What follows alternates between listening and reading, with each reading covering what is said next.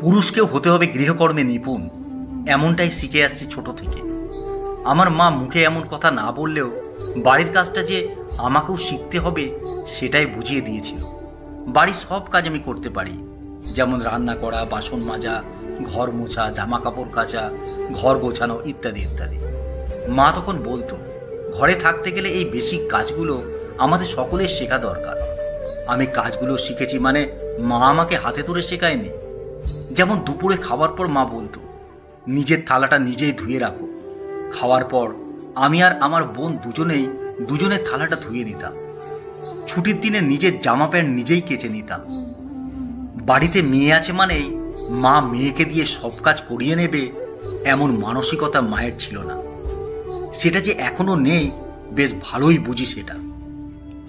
আমার বিয়ের পরের একটা ঘটনা বলি।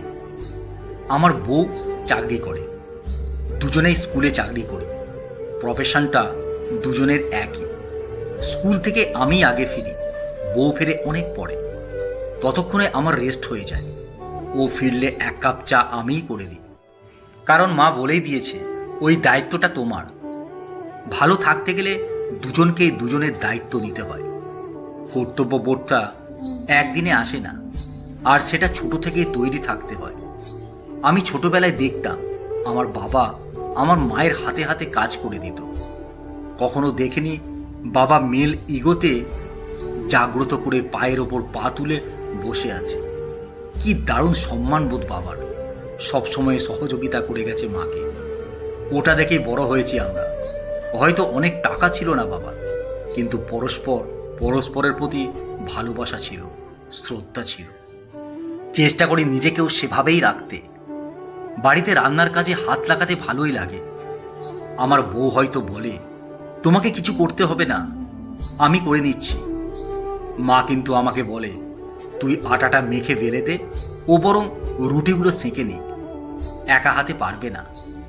মা জানে ও একা হাতেই পারে, আর আমিও সেটা জানি।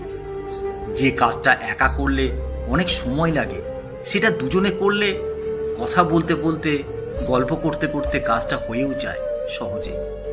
উপরি পাওনা হিসেবে সম্পর্কের বন্ধনটাও কিন্তু দৃঢ় হয়। তবে হ্যাঁ, সংসার কারোর একা নয়।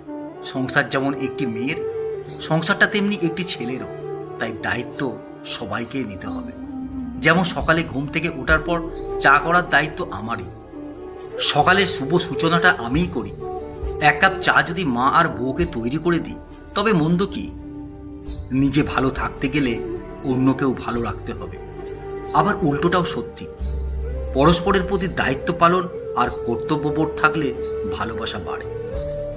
আমার মনে হয় জীবন গঠনের পাঠ শিখলেই শুধু হয় না, জীবন চালানোর জন্য বেসিক স্কিলগুলো রপ্ত করার পাঠও ছোট থেকে তৈরি হওয়াই জরুরি। নিপুণ শুধু বাইরের কাজে নয়, হতে হবে ঘরের কাজেও। বাবা মা যদি সেই দায়িত্ব নিয়ে সন্তানকে মানুষ করে, তাহলে পরে আর সেই সমস্যাটা হয় না। ভবিষ্যতে পুরুষ মানুষ তখন ঘরের কাজ করতে গিয়ে মেল ইগো নিয়েও ভাবতে বসবে না। আমার ক্ষেত্রে এই সহযোগিতাটা করে গেছে আমার মা। আমি বিশ্বাস করি সন্তানের ভালো শিক্ষার আধার হলো তার মা। এই যে এখন এমন কিছু গুণ আমার ছেলের মধ্যে দেখি, আমি সত্যি অবাক হই। পরে অবশ্য ভাবি, অবশ্যই এই ক্রেডিটটা ওর মায়ের প্রাপ্য। ভালো সন্তান পেতে গেলে আগে ভালো মা হতে হবে। কোনো কাজ ছোট নয়, আর বাড়ির কাজ ছেলে বা মেয়ের আলাদা করে কিছু হয় না। পুরুষের সঙ্গে সমান তালে তাল মিলিয়ে মেয়েরাও যদি বাইরের কাজে পারদর্শী হতে পারে, তাহলে আমরা পুরুষরাও কেন গৃহকর্মে নিপুণ হতে পিছিয়ে থাকব? পিছিয়ে থাকা মানেই তো নিজের অক্ষমতা। আজকাল গৃহকর্মে নিপুণা এমন কথাটা বোধহয় দৃষ্টিকটু বা বড়ই শ্রুতিকটু। নিপুণ শব্দটা শুধু নিপুণই থাকুক, তাকে নিপুণা নামক স্ত্রীবাচক শব্দ তৈরি করার যুক্তি কোথায় সেটা বুঝতে পারি না। আজকের দিনে দাঁড়িয়ে এখনো যদি নিপুণা কথাটা বলতে হয়, বিশেষ করে পাত্রী চায় বিজ্ঞাপনে, সেটা শুধু হাস্যকর নয়, লজ্জাও বটে।